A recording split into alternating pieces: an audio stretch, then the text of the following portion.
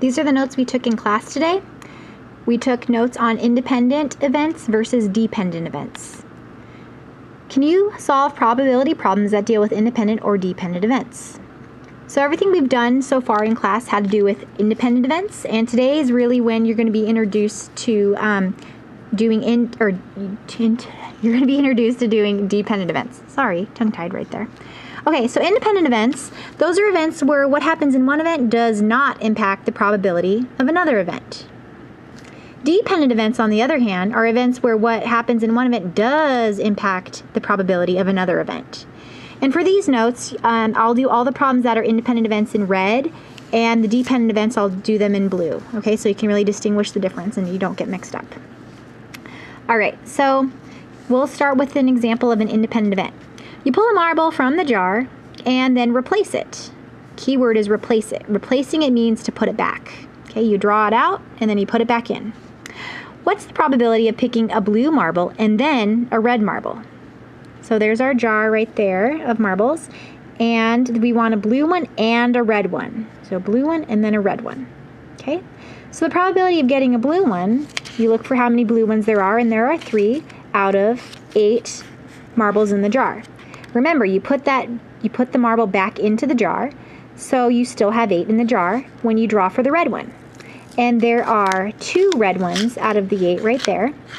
This is an AND problem because you specifically want blue and red, so you would multiply those probabilities together and come up with 6 64ths. And when I went 6 divided by 64 to get the decimal, it was approximately 9/100ths. Okay, and that as a percentage would be 9%.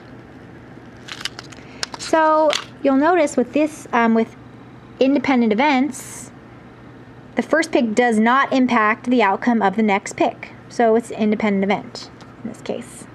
Okay. On this side, the only difference, they're very similar problems, but the only difference is that those words that I've underlined right there.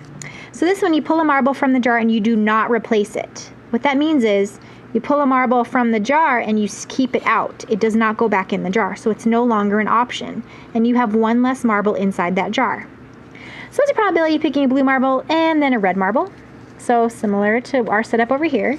So the probability of picking a blue marble, there are 3 blue marbles out of the 8 possible marbles in the jar. And then think of how many red ones there are. And I see that there are 2 red ones, but there are no longer 8 marbles in the jar. There are only 7. So that is how I got 2 7ths. You will multiply those probabilities together to get the probability of that specific thing happening. And it would be 6 out of 56, which is approximately 11/100ths, which rounds to 11%. I mean, not rounds, which is 11%. Okay, 65 by 56 is this, which is that as a percentage. So you'll notice that that first pick does impact the second pick, because when you take that marble out, it's no longer an option. So that's why that second pick is impacted by the first pick, and therefore making it a dependent event. So this is what I want you to do after you complete the first page. I want you to reread the definitions of independent and dependent events. I want you to make sure that you can describe the differences and similarities between them, okay? Okay, again, this left side is independent events, the right side is dependent events. Look at the key words right here. So when it's with replacement, that means they will put it back. When it's without replacement, that means it stays out. So what's the probability of picking 2 blue rectangles with replacement? So I want a blue one and a blue one. We'll look at how many blue ones there are, and I think there's like 3 out of 10. Okay, and you want another blue one, so 3/10 times 3/10, and you would end up with 9/100ths, or 9/100ths, which is also 9%. Okay, on the other hand over here, you're not going to be replacing it. So whatever you draw out, it stays out. Okay, you put it to the side. So we want, again, blue and blue. So the probability of picking blue that first time is still 3/10, but you took out the blue. You're assuming you took out the blue the first time, and you will no longer have 3 blue ones in there because remember, you took one out. It does not go back in there, so it's not an option to pick the second time around. Also, there will no longer be 10 rectangles there to choose from because there will be 1 less. It will be out of 9. So of getting blue again, the probability should be 2/9. Remember, and in probability means to multiply. So you multiply the 2 probabilities together to get 6/90. Now that fraction can be simplified, but I decided to turn it right into a decimal to turn into a percentage. So when you go 6 divided by 90, you would get approximately 67 thousandths, which would give you a percentage of 6.7%. Next example. This one does not have a picture, so if you need to draw the picture, go ahead and do that. There's room over here on the side. A jar is filled with 8 red, 5 green, 2 blue, and 7 yellow marbles. What's the chance of drawing a red marble, and then a yellow marble, and then a green marble with replacement? That's the key word right there.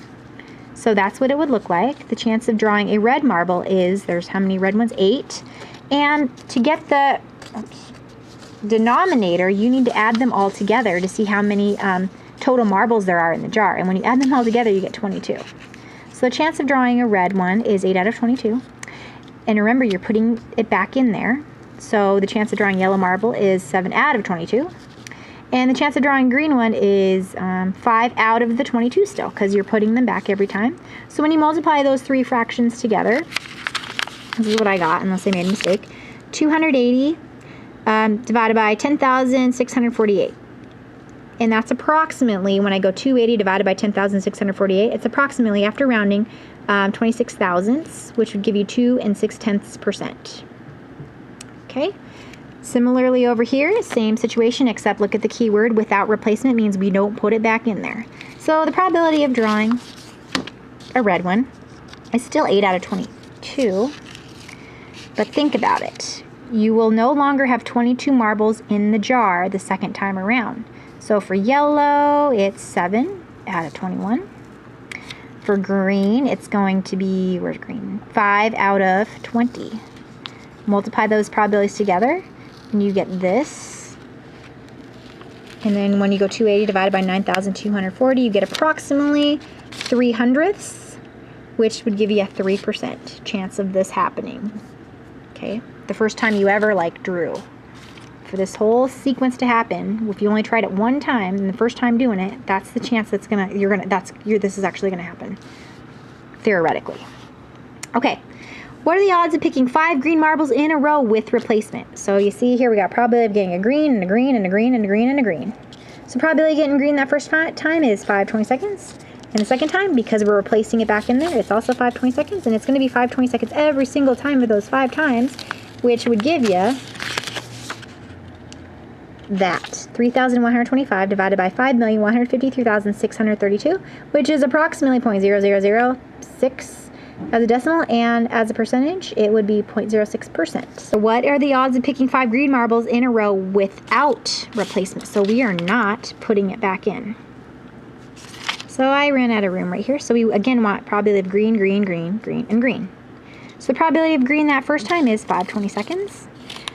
But you will no longer have 22 marbles in the jar the second pick, because you took one out. So there will only be 21 marbles, but also there will no longer be a green one in there because you assume that you take it out. So there will only be 4 out of 21. Okay, and assume you took out that you take off the marble, so it's no longer out of 21 for the next time, it's out of 20. And there will no longer be 4 green marbles to choose from, there's only going to be 3/20. Okay, and then for the 4th marble, the chances of getting a green marble would be 2/19. And then for the 5th green marble, the chances of that happening is 1 out of 18. So you'll see here, when you multiply these all together, you get 120 divided by 3,160,080. So this is really, really, really, really not likely to happen. Okay, there's your decimal, and there's your percentage of that happening. Okay, for your summary, I want you to answer these 2 questions. The first question is, what does with replacement mean in probability? And what does without replacement mean in probability? Answer both of those questions, please. Again, this column is independent. This column is dependent. They're separated by color. A jar contains 4 red, 5 green. Just kidding. The jar contains 4 red marbles, 4 green marbles, 5 blue marbles. If we choose a marble, then another marble after putting the first one back, what's the probability that the first marble will be blue and the second will be green? Okay, you see that they don't use the word with replacement, but this implies the same thing. After putting the first one back, that means you're replacing it. It's going back in there, okay? And they're concerned about getting blue and then a green. Remember, it's replacement, so we are going to have the same denominator. So the probability of getting blue is 5/13. The probability of getting green was 4/13. And if I do my multiplication correctly, you should get 20 169ths. When you go 20 divided by 169, your decimal should be that, approximately, you know, after I rounded. And then that would give you about, that would give you 12%. Okay? Okay, over here, same exact scenario, except you're not going to put the first one back. It's going to stay out. So the probability of getting blue the first time is also 5/13, just like over here, because that was the first little draw. But the second time around, you're no longer going to have 13 in there. You're only going to have 12, but you still have the same amount of green, 4. So 4/12 for the probability of getting the green after that on that second pick. So this right there would be your fraction and your decimal and your percentage. Okay, that's how far I wrote. So now I'm going to do these ones, writing them out. Let me get organized here. Okay, so same situation here. What's the probability that the first marble will be red and the second marble will be red? So probability of getting red and red. Okay, you should pause the video right now and do this yourself so you can study and prepare for your quiz. Don't just be a copycat that just copies it without even thinking, okay? That does not help you. So probability of getting red was 4 out of 13. And remember, it's replaced in there, so the second pick, you can still same probabilities.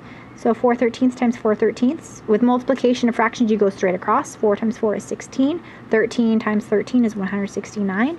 That's going to give you approximately, when you go 16 divided by 169 approximately, and you could have maybe rounded it differently. I'm going to round it to the thousandths. Okay? And that would give me 9.5%. All right, and the dependent side, you still want the probability of red and red. Okay, and remember this one is, you're not putting it back, so it's without replacement. So, oops, I want to be consistent here. Probability of getting red that first time is 4/13. And only in probability means multiply. And probability of getting red that second time, well, you already took one of the red ones out, so there's no longer 4 in there. There would be only 3, and there's no longer 13 marbles in there, so now there are only 12. And you multiply this out, and I think I did that correctly. So that would be approximately 0.077 hundredths, and that's going to give you 7.7%. Whoops, went off the paper. Okay, what's the probability the first marble is green and the second marble is blue in the independent side? So we are replacing it. So we have probability of green and blue. So the probability of getting green is 4/13. The probability, and means multiply only in probability. Probability of getting blue is 5/13. So this would give you 20 169ths, which is approximately this. 118 thousandths, which would give you 11.8%. Okay, this one over here, this one's without replacement. So probability of getting green and blue without replacement. So, did that again. Okay, probability of getting green is 4/13. And the probability of getting blue, there's how many blue ones up there? 5. And there's no longer 13 in the jar, there's only 12. So that's how you would get 20 156ths, which is approximately 128 thousandths, which would give you 12.8%. And for your summary, I want you to answer this question. What is the difference between independent and dependent events? All right, I want you to work out these problems on the back page by yourself. The column on the left is still independent events, and the column on the right is still going to give you a dependent event. I'll read it to you. Number 4 says, you pick a card at random. After putting the first card back, you pick a second card at random. What's the probability of picking green and then orange? So just to provide just a little bit of support right here, I want you to find the probability of picking a green and an orange. Remember what and means only in probability, okay?